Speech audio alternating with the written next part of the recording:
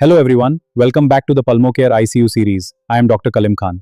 In our previous lecture, we discussed respiratory physiology and lung mechanics, which form the foundation of mechanical ventilation. Today, we will answer one of the most important clinical questions every healthcare professional must know. When should we start mechanical ventilation and when should we avoid it? Starting mechanical ventilation too late can lead to severe hypoxemia, respiratory arrest, cardiac arrest, and multi-organ failure. On the other hand, starting it unnecessarily exposes the patient to complications such as ventilator-associated pneumonia, barotrauma, and prolonged ICU stay. Therefore, the decision to initiate mechanical ventilation should always be based on a combination of clinical assessment, arterial blood gas analysis, and the patient's overall condition, not on a single number alone. Let's begin with the indications for mechanical ventilation. The most common indication is acute respiratory failure. Respiratory failure can be divided into two major types. Type 1 or hypoxemic respiratory failure, where oxygen levels are low despite oxygen therapy. Type 2 or hypercapnic respiratory failure, where carbon dioxide accumulates due to inadequate ventilation. Both may require ventilatory support if they do not respond to initial treatment. The next indication is failure to maintain or protect the airway. Patients with a low Glasgow Coma scale, severe head injury, stroke, status epilepticus, or drug overdose may lose protective airway reflexes and become unable to protect themselves from aspiration. In these situations, endotracheal intubation and mechanical ventilation are indicated. Another major indication is increased work of breathing. Patients may present with tachypnea, use of accessory muscles, nasal flaring, paradoxical breathing, inability to speak complete sentences, or signs of respiratory muscle fatigue. These are warning signs that spontaneous breathing may soon fail, and delaying ventilation can be dangerous. Mechanical ventilation is also indicated in severe hypoxemia. When oxygen saturation remains below acceptable levels despite high-flow oxygen therapy or non-invasive ventilation, invasive mechanical ventilation should be considered to ensure adequate oxygen delivery to vital organs. Hypercapnic respiratory failure is another common indication.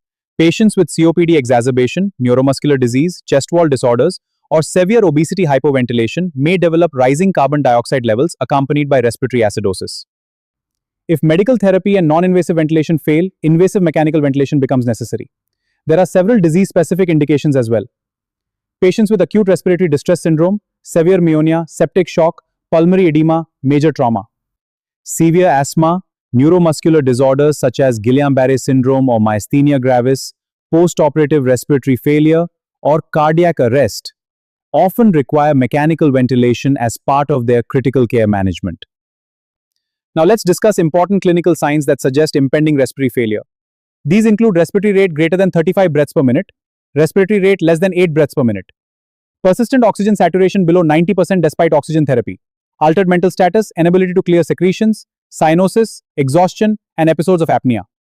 Whenever these findings are present, immediate assessment for mechanical ventilation is essential. Arterial blood gas analysis provides valuable objective information. Although no single value should dictate management, certain findings strongly support the need for ventilatory assistance.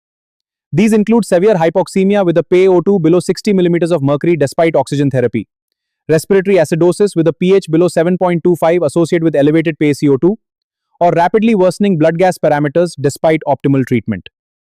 Always remember that ABG results must be interpreted together with the patient's clinical condition. Now let's move to contraindications. One of the most important concepts is that invasive mechanical ventilation has very few absolute contraindications when it is required to save a patient's life. If a patient cannot breathe adequately or cannot protect the airway, mechanical ventilation should not be delayed. However, there are situations where invasive ventilation may not be appropriate or where alternative approaches should be considered. These include patients who have advanced directives refusing intubation, patients with terminal illness receiving comfort-focused care. In situations where the expected burden of invasive ventilation clearly outweighs its potential benefit, after discussion with the patient and family, for non-invasive ventilation, contraindications are more common. These include cardiac or respiratory arrest, inability to protect the airway, severe facial trauma or facial burns, uncontrolled vomiting, excessive airway secretions, severe agitation, and severe hemodynamic instability. In such patients, invasive mechanical ventilation is generally the safer option. One of the biggest mistakes in ICU practice is waiting too long before intubation.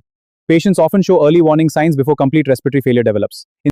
Timely recognition of increasing work of breathing, worsening oxygenation, and rising carbon dioxide allows early intervention.